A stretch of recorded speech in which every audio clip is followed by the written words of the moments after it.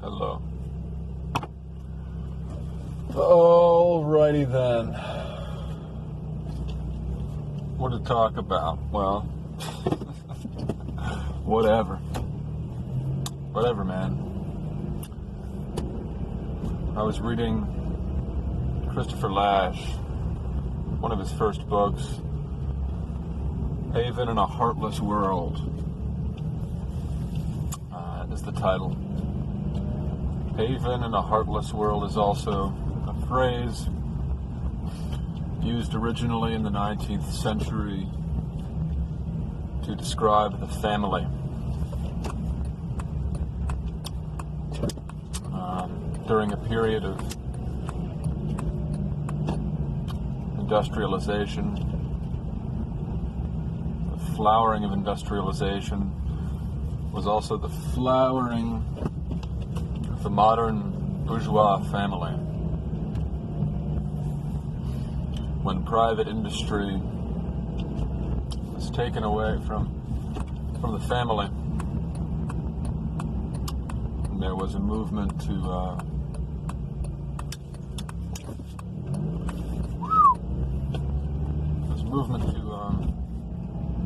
revitalize the family, or to protect the family as a sacred place, a sacred haven for all that is good and holy and true.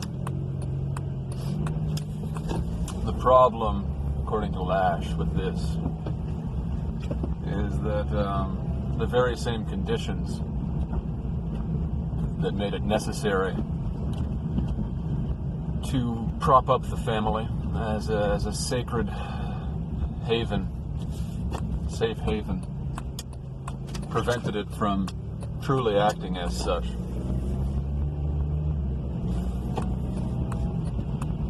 In other words, a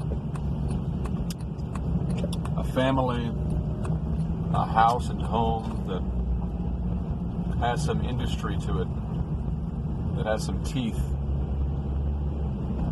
that has some practical relationship to the world of business is a truer haven, a stronger stronghold, because it can actually protect, it can actually serve as a real haven.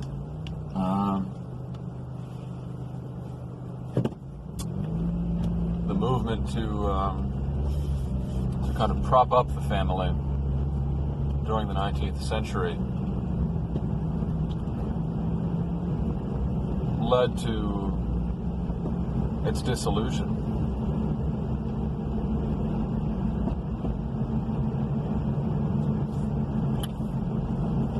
It was the wrong chess move, it says. A well-intentioned kind of chess move, sociological chess move to make, but it was the wrong one, according to Lasch.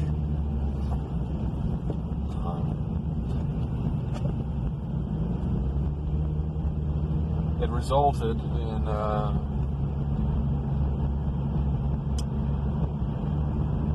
an excessive attention on child rearing,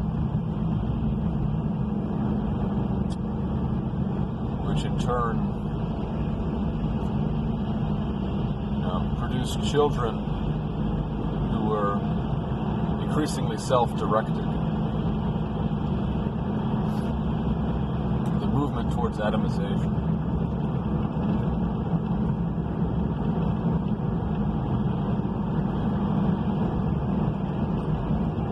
Women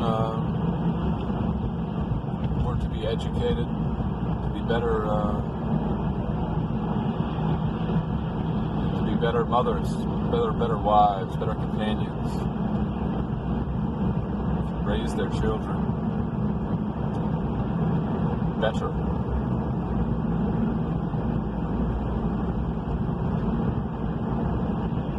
But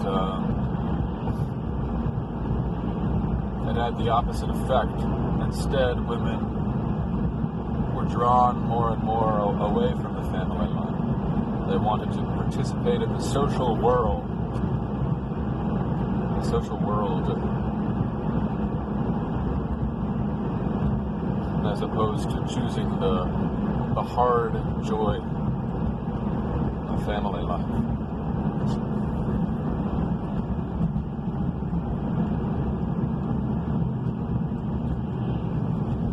And because a lot of the industry had been stripped away from the family as the center, all of women's inclination to participate in some form of industry had to find their outlet in public life. And so women entered the workforce.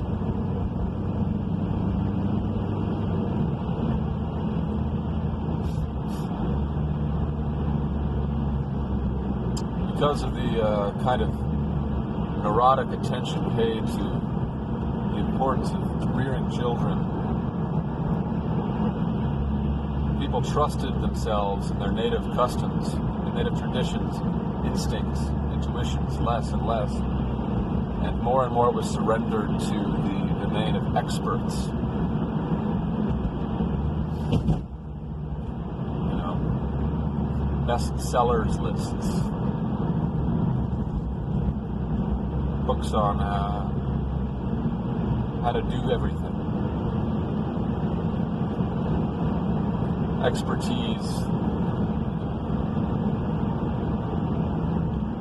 took over more and more of traditional family life. Raising children became less of a fact of nature, something natural that happens, unfolds, and it became more a place of preoccupation, fretting and concern.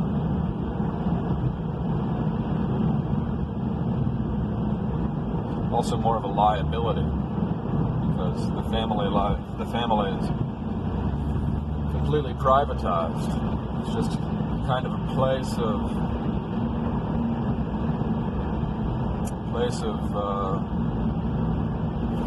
total leisure, I guess, total of pleasure, of consumption. The light at the end of the tunnel, the reward for working in an increasingly dehumanized setting. As work became more specialized and more routine, involving less intellect and creativity,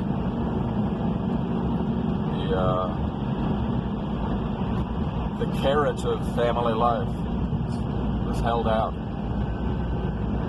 as something to console one, consolation.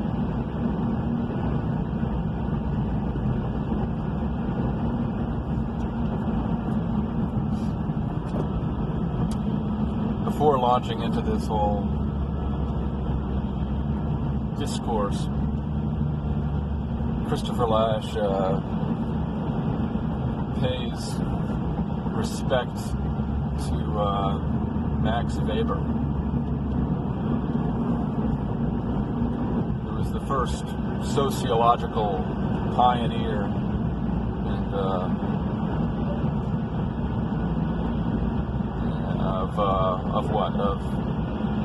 of the idea of the Protestant work ethic, and how doing away with traditional Christianity, i.e. Catholicism, the Protestant world dignified secular industry and family life, because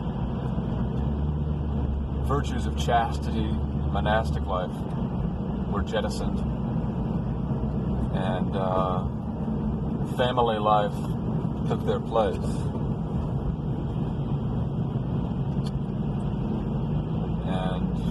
priestly vocations were jettisoned, and private industry acquired a kind of quasi-religious charge. All of the dictates of the Christian religion to do good and what have you and whatsoever were cast into the net of secular industry.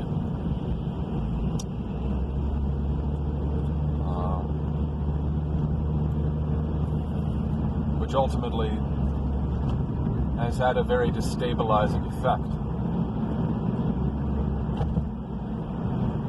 on the world.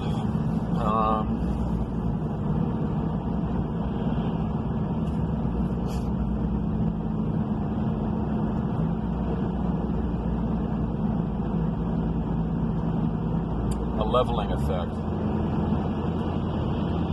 Because following the Weberian line of argumentation, eventually the Christianity dropped out, and you're left with a kind of workaholism, success worship. So in the 19th century and the early 20th century, there is a striving, an industrious striving after success and status, which gives way in the late 20th century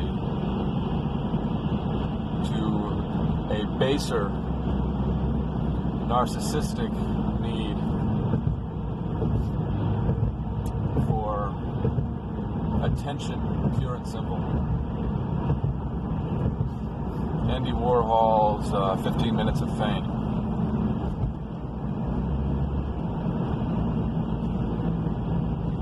Jane Austen's sensibility replaced by sense eventually transmogrifies into sensationalism. Lash's writing in the 70s, the height of the narcissistic American personality type. 1977 is right.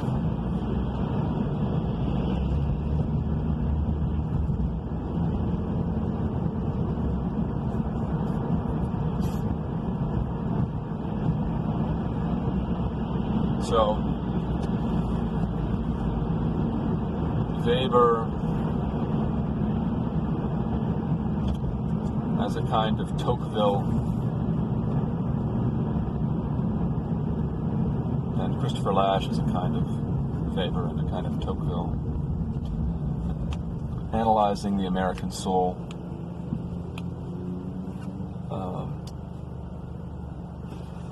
That's just chapter 1. Although I think the same arguments recur throughout and are just given a more detailed historical telling, historical taxidermy.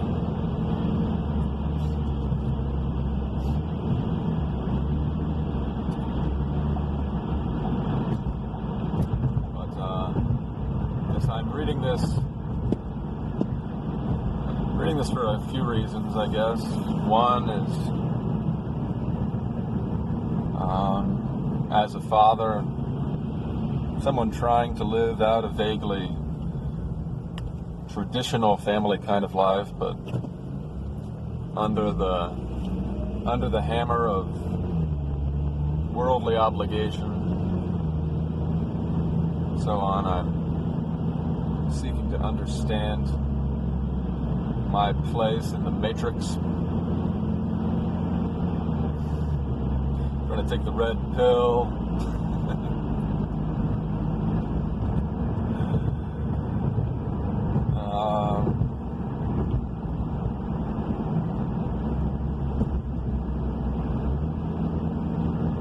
Also, as someone my ears tuned in to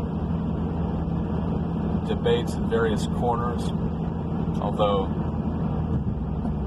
meditating on a word of caution from the Gospels. Do not, to the Gospels, or it might be St. Paul, I heard it recently. Do not distract yourself with arguments about genealogy. Do not pay no heed to that kind of discussion. Long genealogies. I think it's either St. Paul or it's in the Gospel. Either Jesus or St. Paul. Can't remember which.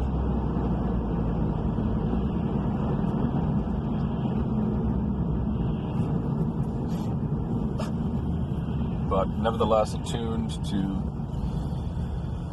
discussions in various corners of the net, of the dark intellectual web.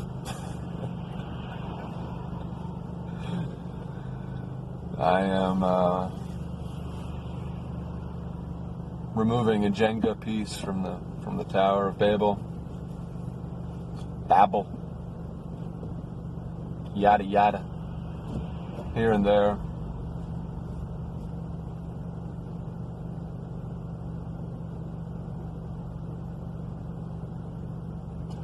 I'm also meditating on it because I have an interest in sociology as an antidote for psychology. I went to school for psychology. And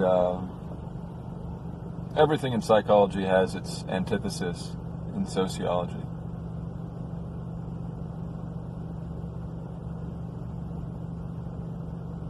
Meaning, I guess, that psychology seeks, as its basic modus operandi, to help the individual see clear to the other side, regardless of context, regardless of one's social situation. And sociology is more fatalistic in that it places the individual always at the mercy of broader trends, tide swells, heaving waves of history.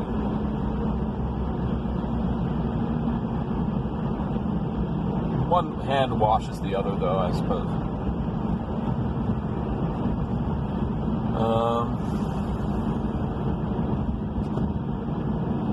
One hand washes the other. Lash is writing in the 70s, and his most famous book is probably The Culture of Narcissism.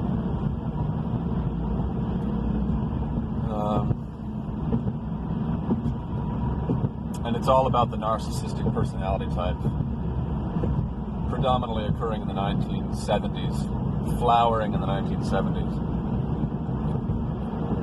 And we are now witnessing the flowering of the psychotic personality type. And you have a kind of Platonic divided line type of ratio there. Say that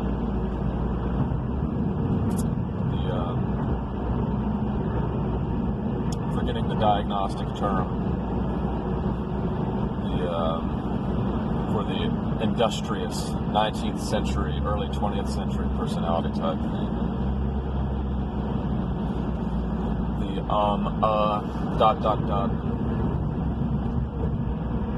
The obsessive compulsive, maybe. Something along those lines. People would come to Freud and they'd have disorders like they couldn't stop washing their hands. They'd be stuck doing some kind of repetitive motion associated with industry, scrubbing pots and pans, laying out bed sheets,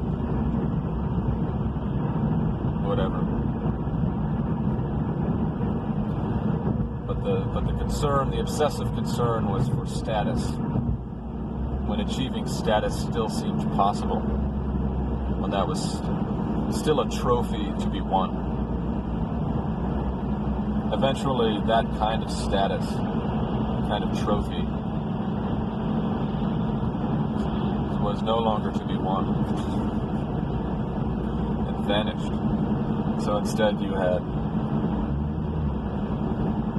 becoming a spectacle. I mean, of course, true status, the gospel reading for Ash Wednesday, don't let your left hand know what your right is doing. So if you give alms, do so in secret, and your Heavenly Father who sees in secret will reward you.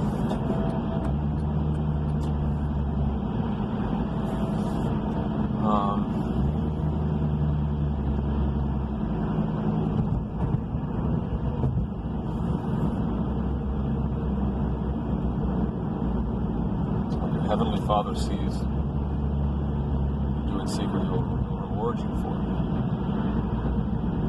So true status, that, true status can always be got a hold of, but in terms of the whirl of the world, the war of the world, the war of the whirl of the world, status, worldly status, in the sense that, like, you will find people who will respect you. You'll get a big, chicken pot pie dinner with friends and well-wishers, cheersing you, lifting you on a chair, blowing their bugles because you have the giant pair of scissors and are cutting the giant ribbon. All these anachronistic sort of Monopoly board game era what's it?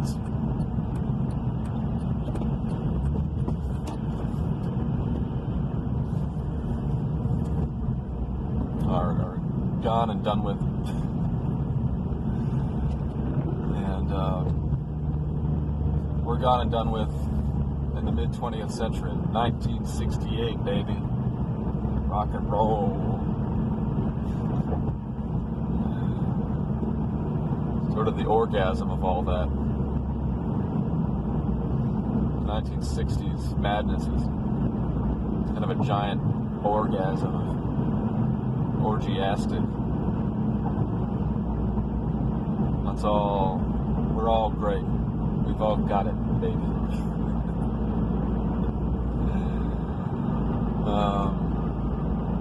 Which leads to a disorienting phase of history, where then it's sort of a competition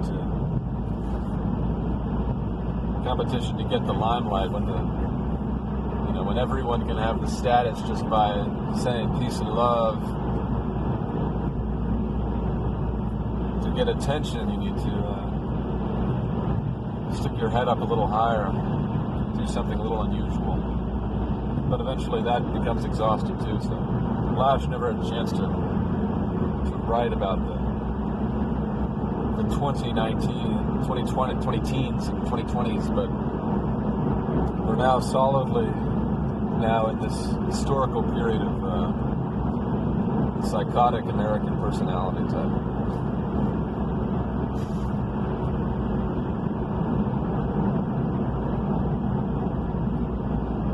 Because all the low-hanging fruit has been devoured, has rotted. And so now there's no longer even really a hope of being so sensational that goes from sensibility, sense to sensibility, to sensationalism, to nonsense.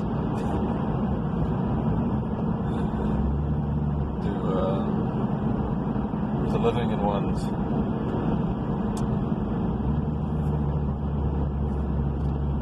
blindered world. It becomes what it always kind of was, I guess. It's just more explicitly so. You kind of maintain appearances, do what's necessary,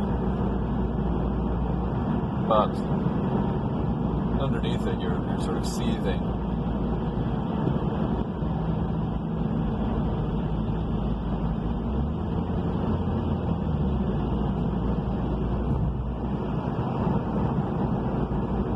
So, how to escape? Ragnarok.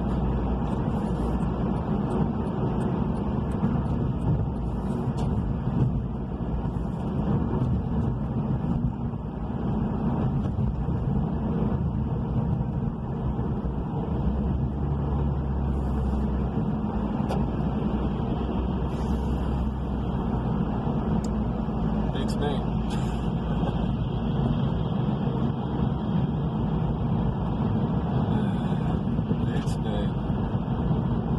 Just how I see it, though.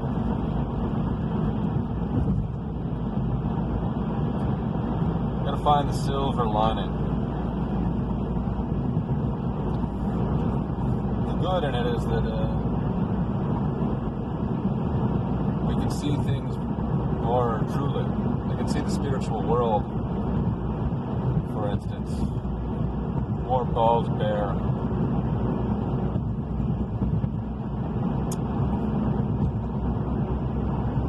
Maybe. Eating my caviar again. Anyway, that's what I've been reading. Just wanted to share. Peace out, YouTube.